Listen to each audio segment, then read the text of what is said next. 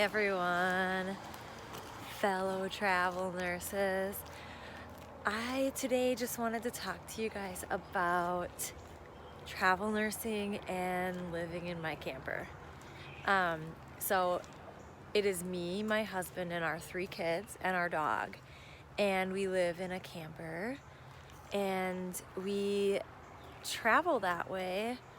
And I just want to talk to you about the positives and the negatives and the things that are easy with it and the things that are hard with it, because I know there's tons of people out there who have no idea how they're going to get started. And I would say a really great way to get started is to actually go on wheels. Bring your house with you everywhere you go. So that's one of the positive things that I want to talk to you about. Is when I go from contract to contract, it is easier for me to find housing because pretty much everywhere in the United States has a campground or an RV park or a state park where you can camp. Or most hospitals have parking lots, and I'll talk more about that in a moment. But what we do typically is we park at an RV park, and we have full hookups, which means we have electric, water, running water, and then we have plumbing, which we hook our sewer hose up to. Some places, which I'm finding up in the northern parts of the United States, don't have the sewer part of it. So they actually have companies that come in and they empty your sewer tanks every so often.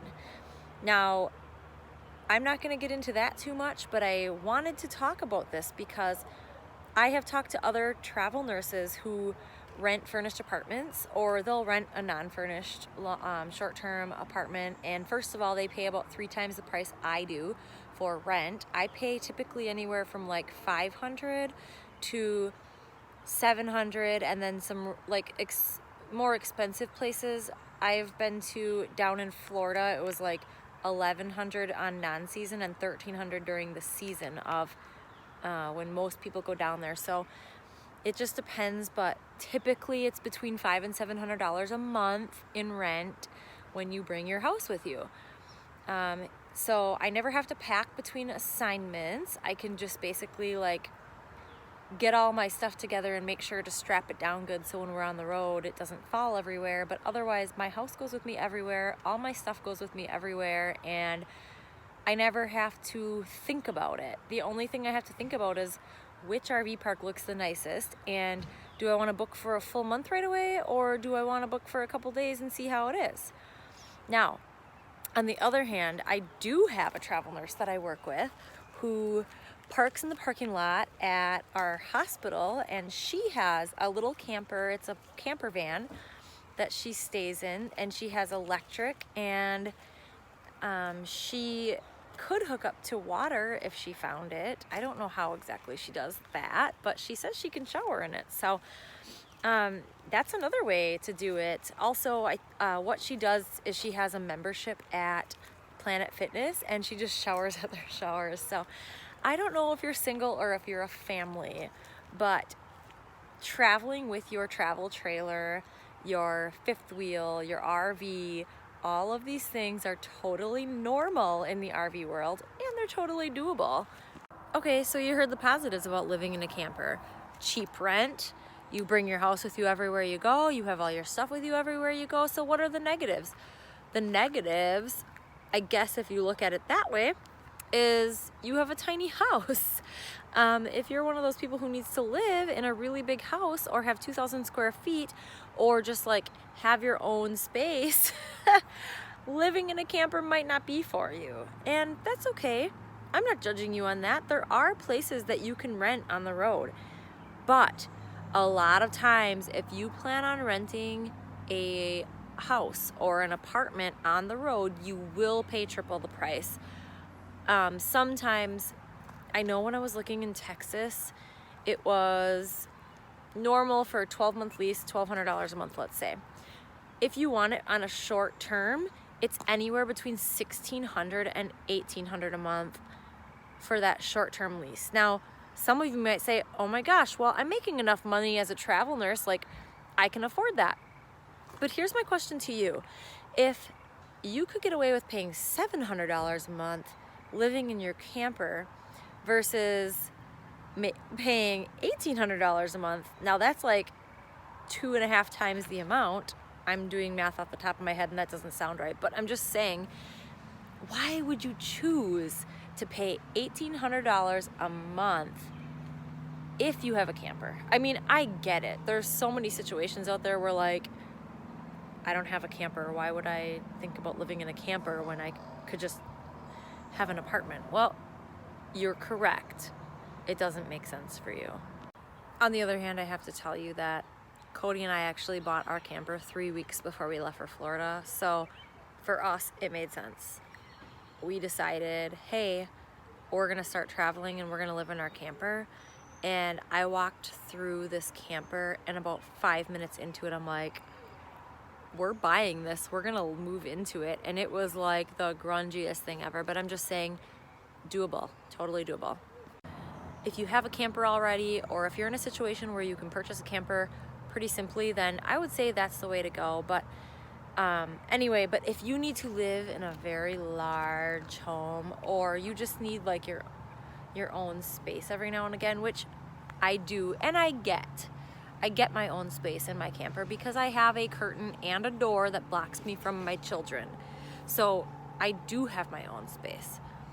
But if you're the kind of person who needs like distance, or let's say you just need like a big kitchen, or let's say you just need like a big living area, living in a camper may or may not be for you. You could always try it, and if it doesn't work, you don't have to do it. I'm just saying, like, this is an option for you. Okay, so what are the other negatives about living in a camper? Definitely downsizing, and I don't mean sizing, I mean like getting rid of stuff. We sold everything we own, and by everything, I mean couch, beds, end tables, floor lamps, wall decor, everything we own except for the bare basics like clothing and bedding, because we did take our bedding with us. We sold everything we owned, and actually we started traveling during COVID and Goodwill was shut down. The whole country was shut down for like a month. And so we decided that we were just gonna throw stuff on the front porch and say, this is free, take it. Somebody came with their van and loaded up and took all the free stuff. Do I know what they did with it? No. Do I care? Not really, because I got to go to Florida. And it was like 17 degrees when I left to go to Florida, and it was 80 there. So did I care what they did with my crap that I wasn't using anyway? No, I do not care. On the way down to Florida, I threw away my winter jacket. That's right, because I want to live in a place where it's 75 all year round. So I have to tell you, if you are very attached to your stuff and you need your things and your stuff and your junk all around you all the time and it's mine, like, do not move into a camper. It's just not going to work for you because you need your stuff.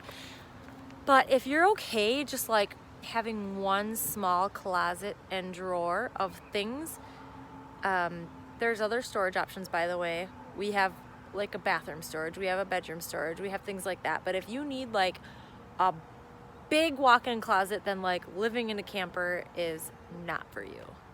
So if you have any detailed questions for me about how we do it, or anything you want to know, why don't you go ahead and leave me a comment, or you can email me at travelnursenicole@gmail.com, and I'd be happy to answer your questions about travel nursing or whatever other questions you have when it comes to living in your camper.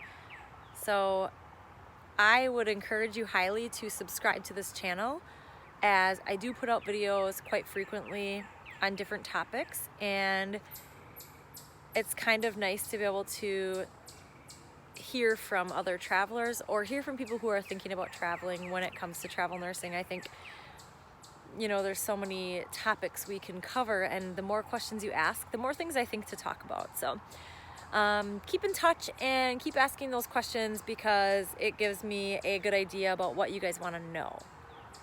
Bye.